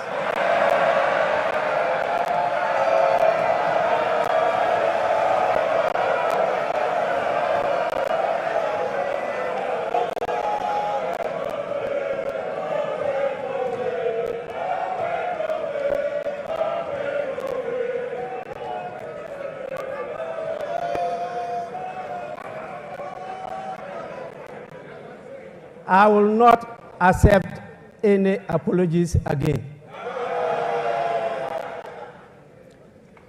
Honorable members,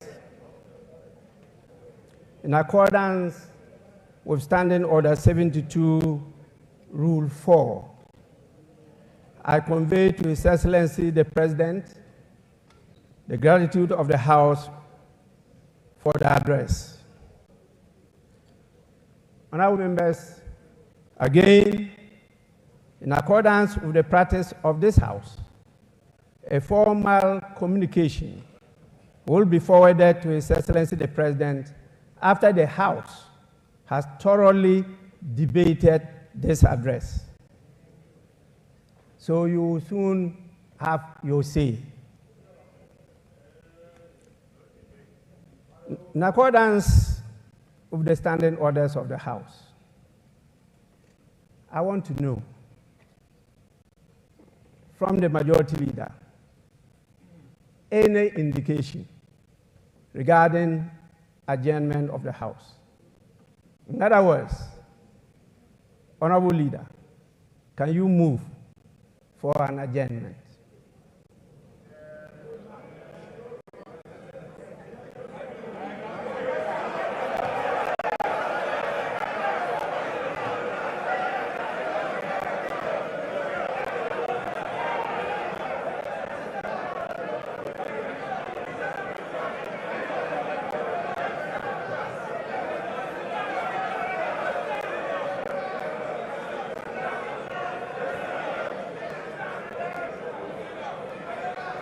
Honorable Majority Leader.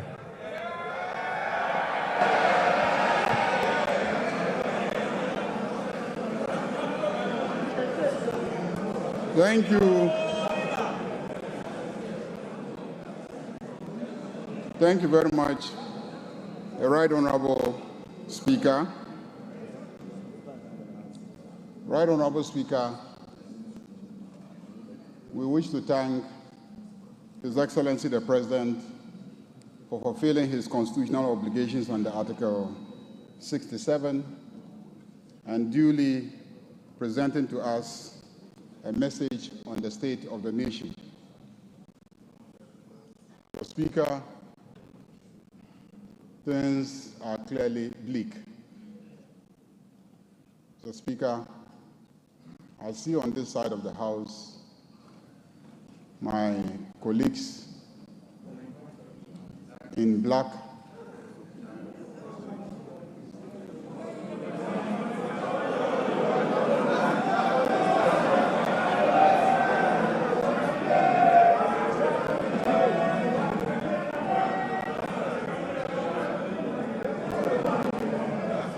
Mr. Speaker, it is obvious that they left this economy in a miserable state. And the attire that they adorn today says it all. But this side is in white because His Excellency the President, we knew very well, was bringing to us a message of hope. Mr. Speaker, our elders have cautioned that you don't leave your crown in the hands of a hyena as a caretaker when you are traveling. Don't be surprised when you come back and the carcasses of all your livestock are gone. Mr. Speaker, what has happened to our economy and our country and the presentation that has been made says it all. It is sad, it is unfortunate. But His Excellency the President has brought us hope. Hope for the youth of this country. Hope for the women. Hope for the Okada drivers. Hope for the private sector. Hope for students. And hope for ordinary Ghanaians who did everything to bring him to office with such an overwhelming number. Mr. Speaker, we have no doubt that everything outlined here gives hope. And this House will support His Excellency to deliver on his commitment. But more importantly, this House will support His Excellency to deliver on the promise of accountability. Those who so damage our economy must be held accountable. And we will support him to deliver on the commitment to accountability. Mr. Speaker, on that note, I move that this House be adjourned to tomorrow 10 o'clock in the forenoon. Thank you very much, Mr. Speaker. Minority Leader.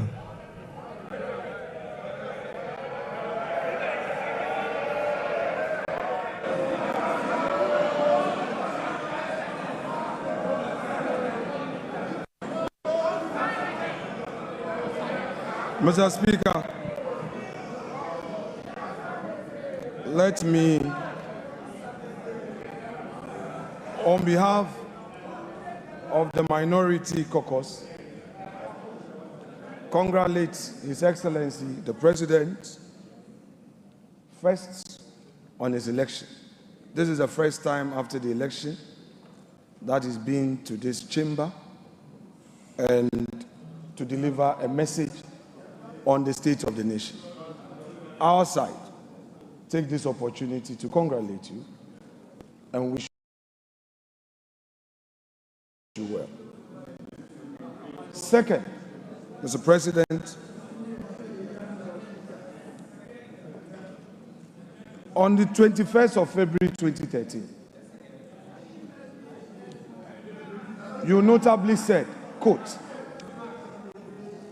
Mr. Speaker,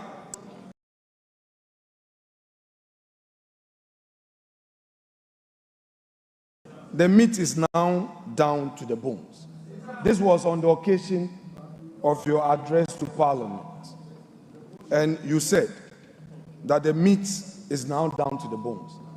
This was at the time, Mr. President, that you were President of Ghana.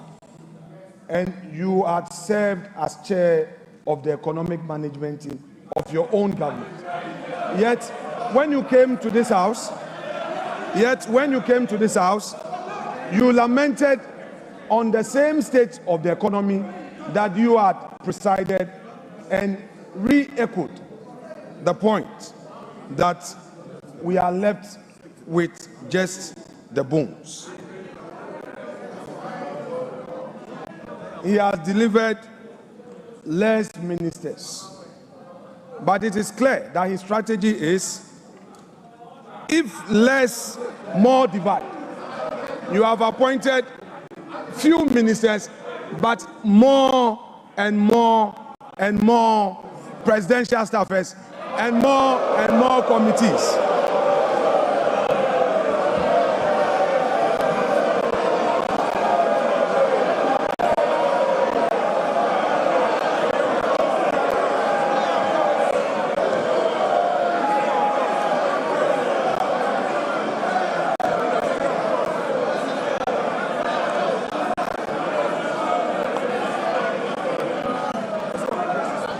Mr.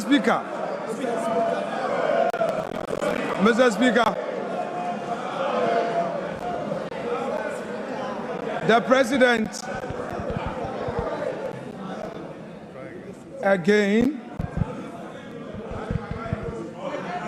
Honorable members, please. The President again came to this House with a familiar story, the usual lamentations. He packaged it in a language as though we have a new beginning. Mr. Speaker, if the President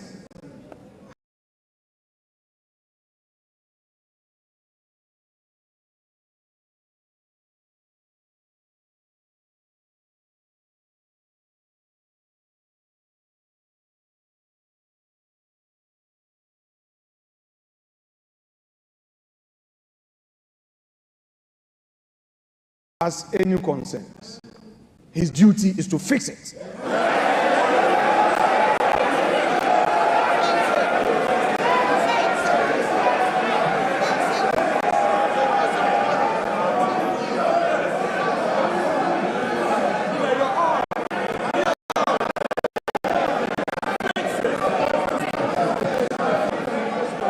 Mr. Speaker, His Excellency, the President, has announced to us a cabinet of 19 with only 2 women. The daughter of the founder is missing. Hajia Ladi is missing. Helen Intosu is missing. Where are the women in this government? The Vice President. Honorable members, please, order, order, order.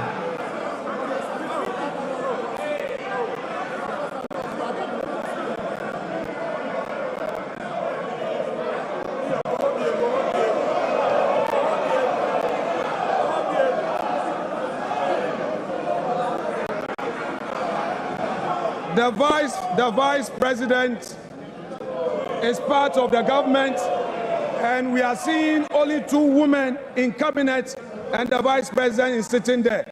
In percentage terms, we have only 10% of women in cabinet. Mr. Speaker, through some arrangements, they have been able to do 2 things: pay domestic bonds that matured, and then also they have successfully done some financial engineering to pay some energy sector debts to keep our lights on. My question is, Mr. Speaker, has the President any budget, the revenues he inherited, that he has used for this purpose? The same government is condemning. Mr. Speaker, he has today told us that we have 2.2 million Ghanaians unemployed. But what he has forgotten, that in his administration, in less than 100 days, all we know is sack them, sack them, Sack them. Dismiss her. Dismiss her. Dismiss her. Mr. Speaker, on the streets of Accra today, the youth of the country are saying that Mahama Bakun termination bebre. Mr. Speaker, we are happy to hear from the president that he is going to launch the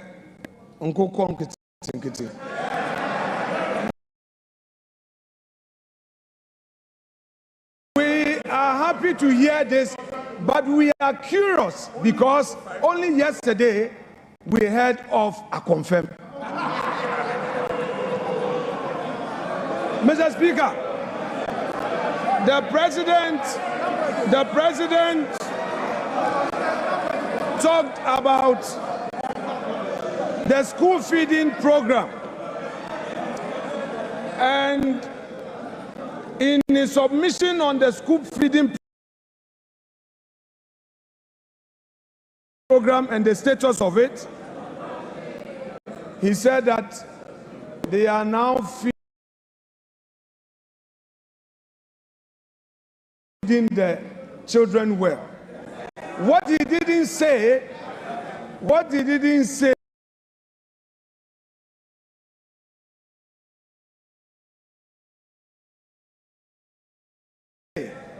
was that at the time he assumed office, the previous government had paid every single one of the caterers.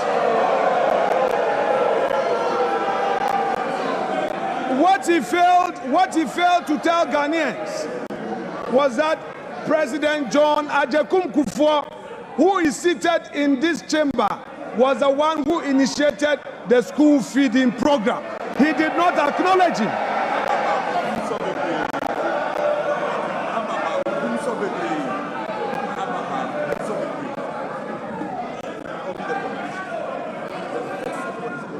Mr. Speaker,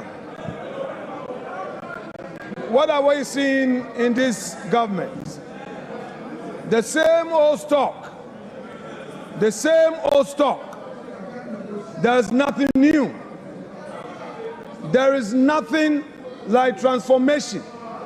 Only jobs. Where are the jobs? Mr. Speaker,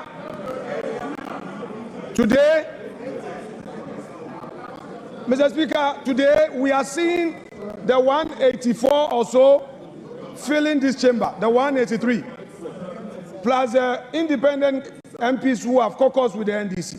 Today, this house is full. But, Mr. Speaker, Mr. President must know that the majority is frustrated. They don't come to the chamber because there are no jobs for them. Mr. Speaker, no. We have patience. Honorable members, please. Honorable members,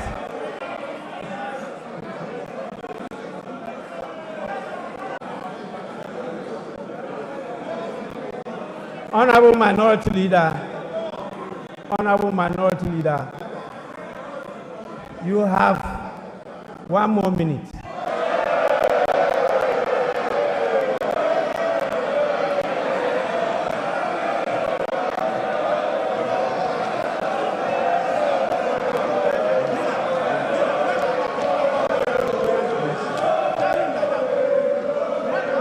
Mr. Speaker, Mr. Speaker,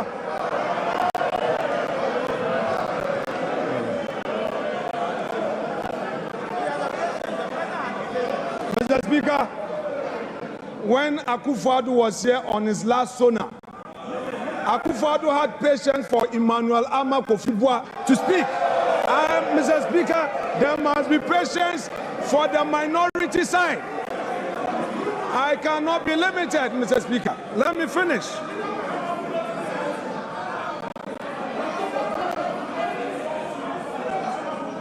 Mr. Speaker,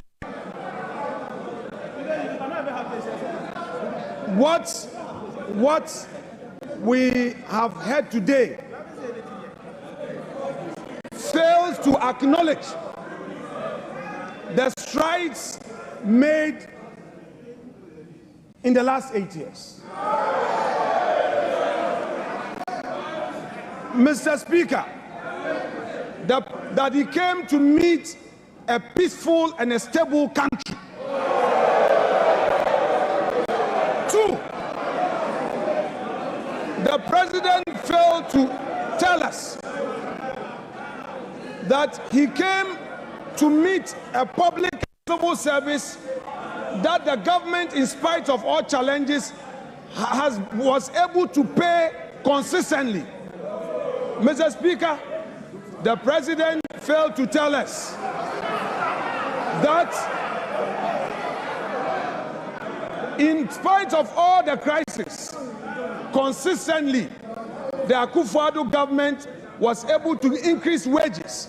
And the minimum we did was 11% as compared to his 10%. Honorable Minority Leader, Mr. Speaker, to conclude. Your time is up. Mr. Speaker, to conclude. Honorable members, my attention has been drawn to the presence of more distinguished members, and I want to draw your attention to them.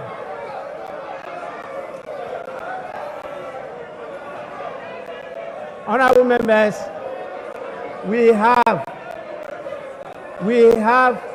with us in the chamber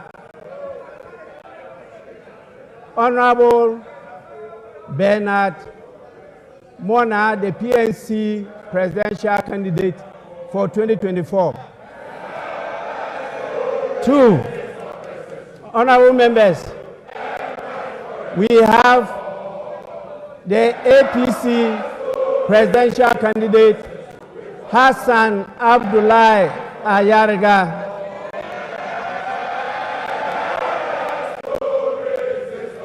Honorable members, we also have the national chairman of the PNC, Mr. Asaki Samson Awilgobit. And we have the PNC vice presidential candidate in the person of Joycelyn Akofa Doche.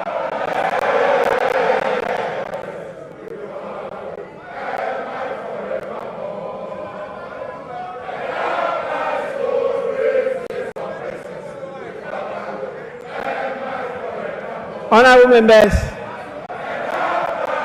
I now put the question.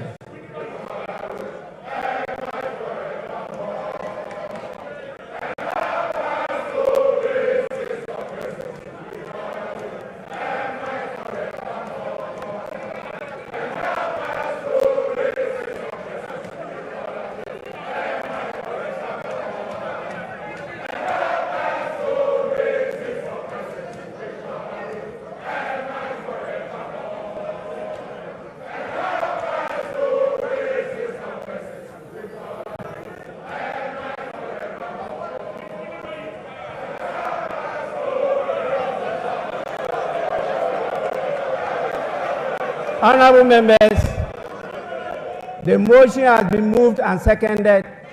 As many as are in favor of adjournment, say aye. As many as against, say no. I think the ayes have it. Honorable members, the ayes have it. The motion is adopted. The House is accordingly adjourned till Friday, 28 February 2025 at 10 o'clock in the forenoon. The House is adjourned.